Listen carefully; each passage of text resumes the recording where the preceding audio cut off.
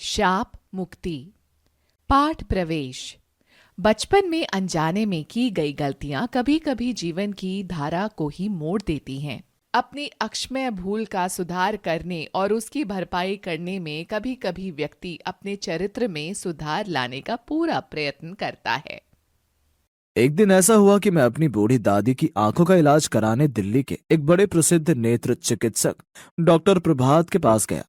लगभग अंधी हो चुकी दादी को सहारा दिए जब मैं डॉक्टर प्रभात के कमरे में पहुंचा तो उन्होंने मुस्कुराते हुए दादी का स्वागत किया। आओ आओ दादी अम्मा, कहो क्या तकलीफ है? दादी ने आवाज से ही डॉक्टर की उम्र का अनुमान लगाकर कहा। कोई तकलीफ नहीं बेटा, बस बुढ़ापे की मारी हूं। बुढ़ापे में नजर कमजोर हो जाती है। पर मैं तो आंखों का डॉक्टर हूं दादी अम्मा, बुढ़ापे का इलाज मेरे पास कहां? डॉक्टर प्रभात ने हंसते हुए कहा। मेरी दादी भी कम विनोदी स्वभाव की नहीं, कहने लगी। कोई बात नहीं बेटा, तुम आंखों का इलाज ही कर दो। बुढ़ापे का इलाज तो भगवान के पास भी नहीं है। यह सुनकर डॉक्टर प्रभात हंस पड़े और दादी से बात करते हुए उनकी आंखों की जांच करने लगे। उन्होंने विस्तार से कई उपकरणों और यंत्रों की सहायता लेकर दादी की आंखों की जांच की। मैं चुपचाप बैठा डॉक्टर प्रभात की ओर देख रहा था। पहले तो मुझे उनकी हंसी ही कुछ जानी पहचानी लगी थी, फिर ध्यान से देखने पर उनका चेहरा भी कुछ परिचित सा मालूम हुआ। जब उन्होंने दादी की आंखों की पूरी जांच कर ली तो मैंने पूछ ही लिया, आप कहाँ के रहने वाले हैं डॉक्टर साहब? इलाहाबाद का हूं, क्यों? अरे, हम भी इलाहाबाद के ही हैं। दादी मुझसे पहले ही बोल उठी। अच्छा, बड़ी खुशी हुई। डॉक्टर प्रभात ने सचमुच खुश होकर पूछा, इलाहाबाद में कहाँ रहते हैं आप लोग? दादी ने ज्यों ही हमारे इलाहाबाद वाले घर का पता ठिकाना बताया, डॉक्टर प्रभात ने मेरी तरफ देखा और अचरज भरी प्रसन्नता से बोले, अरे तुम बब्बू तो नहीं हो? अरे तुम मंटू? अचानक मेरे मुंह से निकल गया। आप मेरे बचपन के मित्र मंटू है ना? हाँ भाई, मैं मंटू ही हूं। वाह यार, तुम खूब मिले। सच बड़ी खुशी हुई तुमसे मिलकर। मुझे भी, मैंने अत्यंत प्रसन्न होकर कहा। तभी डॉक्टर प्रभात ने दादी का चेहरा ध्यान से देखा और अचानक उनकी मुस्कान लुप्त हो गई। चेहरा किसी दुखदाई स्मृति में काला सा हो आया। दादी प्रसन्न होकर पूछने लगी, अच्छा, तो तुम दोनों बचपन में साथ साथ खेले हो? हाँ। तुमने अपना क्या नाम बताया? मंटू। इलाहाबाद में हमारे पड़ोस में एक वकील रहते थे। उनके लड़के का नाम भी कुछ ऐसा ही था। बड़ा बदमाश लड़का था। डॉक्टर प्रभात ने कोई उत्तर नहीं दिया। वे सहसा बहुत गंभीर हो गए। दादी के लिए दवाई का पर्चा लिखते हुए उन्होंने कहा, ये बातें फिर कभी होंगी दादी अम्मा। बाहर और भी कई रोगी इंतजार कर रहे हैं।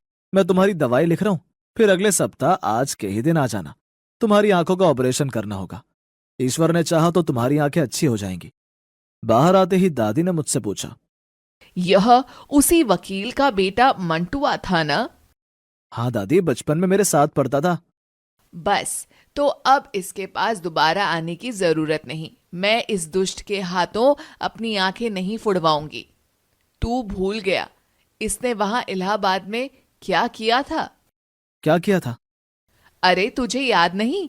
इसने मोहल्ले की कुतिया के 3 पिल्लों की आंखें आक के पौधे का दूध डालकर फोड़ दी थी। तूने ही तो यह बात हम लोगों को बताई थी। उनमें से एक अंधा पिल्ला तूने जिद करके पाला था। यह भी तुझे याद नहीं? मैं सचमुच ही सब कुछ भूला हुआ था, लेकिन दादी के याद दिलाने पर एक धुंधली सी स्मृति उभरी और ज्यों ही मैंने दिमाग पर थोड़ा जोर दिया, बचपन की यह दुखद स्मृति सहसा कल की सी घटना के रूप में स्पष्ट होकर मेरी आंखों के आगे आ गई। इलाहाबाद में हमारे पड़ोसी वकील साहब की कोठी के पीछे एक बहुत बड़ा बाग और घास का मैदान था। बाग की मेड़ के पास आक के बहुत से पौधे उगे हुए थे। एक दिन हम खेल खेल में आक के पत्ते तोड़ने लगे। उधर से गुजरते हुए हमारे स्कूल के अध्यापक ने हमें देख लिया। उन्होंने हमें डांट लगाई और बताया कि आक के पत्ते कभी तोड़ने नहीं चाहिए, क्योंकि उन्हें तोड़ने से जो गाढ़ा गाढ़ा सफेद दूध सा निकलता है, वो यदि आंखों में चला जाए तो आदमी अंधा हो जाता है। यह जानकारी हम लोगों के लिए एकदम नई और विस्मयकारी थी। वास्तव में ऐसा होता है या नहीं, यह देखने के लिए मंटू ने एक प्रयोग कर डाला था। ठंड के दिन थे और मोहल्ले में आवारा घूमने वाली एक कुतिया ने वकील साहब की कोठी के पीछे पड़ी सूखी टहनियों के ढेर के नीचे 3 पिल्ले दिए थे। पिल्ले बड़े सुंदर थे, आंख के दूध के भयानक असर की जानकारी मिलने के अगले दिन जब मैं स्कूल में आकर खाना खाने के बाद मंटू के साथ खेलने गया तो मैंने देखा मंटू आंख के पौधे के पास बैठा है और उसके घुटनों में दबा एक पिल्ला क्या क्या कर रहा है। दो पिल्ले पास ही कूं कूं करते इधर उधर भटक रहे थे। नजदीक जाकर मैंने देखा तो हैरान रह गया। मंटू आंख के पत्ते तोड़ तोड़ कर उनका दूध पिल्लों की आंख में डाल रहा था। यह तूने क्या किया बेवकूफ, पिल्ला अंधा हो जाएगा। मैंने चिल्लाकर कहा। मंटू ने उस पिल्ले को नीचे रख दिया और बोला, मैंने इन तीनों की आंखों में आग का दूध भर दिया है, अब देखेंगे ये तीनों अंधे होते हैं या नहीं।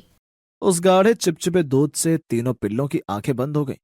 कुछ दिनों बाद आंखें तो शायद खुल गई थीं, लेकिन वो अंधे हो गए थे।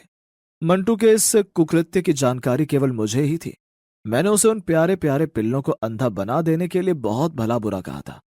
मंटू को एहसास हो गया था कि उसने अपनी जिज्ञासा शांत करने के लिए इस प्रयोग के रूप में एक बड़ा पाप कर डाला है। उसने गिड़गिड़ाकर मुझसे कहा था कि वो बात मैं किसी को ना बताऊं। मैं शायद बताता भी नहीं, लेकिन जब उन तीन पिल्लों में से दो दिन रात कूं करते इधर से उधर भटकते हुए मर गए, मुझे बहुत दुख हुआ और उस दिन मैं बहुत रोया। दादी माँ और परिवार के अन्य सभी लोग मुझसे बार बार पूछने लगे कि मैं क्यों रो रहा हूं। मैंने रोते रोते सारी बात बता दी और उस जीवित पिल्ले की आंखों का इलाज करवाने की जिद पकड़ ली। सब लोगों ने मंटू को भला बुरा कहा। आखिर तीसरे पिल्ले को बचाने के प्रयास किए गए। मैंने जिद करके उसे पाल लिया। पिताजी ने उसकी आंखों का इलाज भी कराया, लेकिन वो अंधा ही रहा। उस समय तो उसकी जान बच गई, लेकिन जब वह बड़ा हो गया तो एक दिन घर से बाहर निकल गया और सड़क पर किसी वाहन से कुचलकर मर गया। उस घटना को याद कर मैं हैरान रह गया। बचपन में तीन पिल्लों की आंखें फोड़ देने वाला मंटू आज इतना बड़ा नेत्र चिकित्सक। इससे भी ज्यादा हैरानी की बात यह थी कि लगभग 35 साल पहले की वो घटना, जिसे मैं भूल चुका था, दादी को अभी तक याद थी। निश्चय ही वो घटना डॉक्टर प्रभात को भी याद होगी। तभी तो वो हम लोगों का परिचय पाते ही अचानक चुप, गंभीर और उदास हो गए थे। लेकिन दादी बचपन की उस बात को लेकर अब तो डॉक्टर प्रभात को बुरा भला कहना ठीक नहीं। मैंने दादी को समझाने की कोशिश की। अब वो मंटू नहीं, देश के माने हुए नेत्र चिकित्सक हैं। अब तक तो वो हजारों लोगों को उनकी खोई हुई नेत्र ज्योति लौटा चुके होंगे। क्या उनकी इतनी बड़ी सेवा से बचपन की अबोध अवस्था में किया हुआ वह पाप अब तक धुल नहीं गया होगा? कुछ भी हो, मैं उससे अपनी आंखों का इलाज नहीं करवाऊंगी, दादी ने निश्चय के स्वर में कहा। दादी का स्वभाव बिल्कुल बच्चों का सा है। हट पकड़ लेती हैं तो किसी के मनाए नहीं मानती। आंखों में डालने की जो दवाई डॉक्टर प्रभात ने लिखकर दी थी, वह भी नहीं खरीदने दी। परिवार के सब लोगों ने उन्हें समझाया, लेकिन वो टस से मस नहीं हुई। आखिर शाम को मैंने डॉक्टर प्रभात को टेलीफोन किया और दादी के हट के बारे में बताया। डॉक्टर प्रभात ने गंभीर होकर सब कुछ सुना और बोले, तुम अपने घर का पता बताओ, मैं स्वयं आकर दादी अम्मा को समझाऊंगा। लगभग 1 घंटे बाद डॉक्टर प्रभात हमारे घर में थे और दादी से कह रहे थे, दादी अम्मा, मैंने बचपन में जो पाप किया था उसे मैं आज तक नहीं भूला हूं, और मैं उस शाप को भी नहीं भूला हूं जो आपने मुझे दिया था। जब तक आप इलाहाबाद में रही, मुझे देखते ही कहने लगती थी, अरे कमबख्त मंटुआ, तूने मासूम पिल्लों की आंखें फोड़ी हैं, तेरी आंखें भी किसी दिन इसी तरह फूटेंगी। आपके इस शाप से मुझे अपने पाप का बोध हुआ और मैंने फैसला कर लिया कि मुझे जीवन में नेत्र चिकित्सक ही बनना है। मेरी आंखें तो आपके शाप के कारण कभी न कभी फूटेंगी ही, पर उससे पहले मैं बहुत सी आंखों को रोशनी दे जाऊंगा। उन बहुत सी आंखों में 2 आंखें आपकी भी होंगी दादी अम्मा। डॉक्टर प्रभात की बातों में न जाने कैसा जादू था कि दादी की ही नहीं, हम सबकी आंखें भर आईं। दादी तो इतनी भाव विह्वल हो उठी कि उन्होंने डॉक्टर प्रभात को पास बुलाकर हृदय से लगा लिया। उसके सिर पर स्नेहपूर्वक हाथ फेरते हुए कहा, जीते रहो मेरे लाल, तुम्हारी आंखों की ज्योति हमेशा बनी रहे। इसके बाद दादी ने मुझे कहा, अरे बबुआ, तेरा बाल सखा आया है, इसकी खातिरदारी नहीं करेगा? जा, इसके लिए अच्छी सी मिठाई लेकर आ। और सुन, इसने मेरी आंखों के लिए जो दवाई लिखी है ना, वह भी खरीद लाना। जीवन मूल्य। अपनी भूलों को प्रायश्चित के रूप में सुधार लेने वाला ही सच्चा गुणी मनुष्य कहलाता है।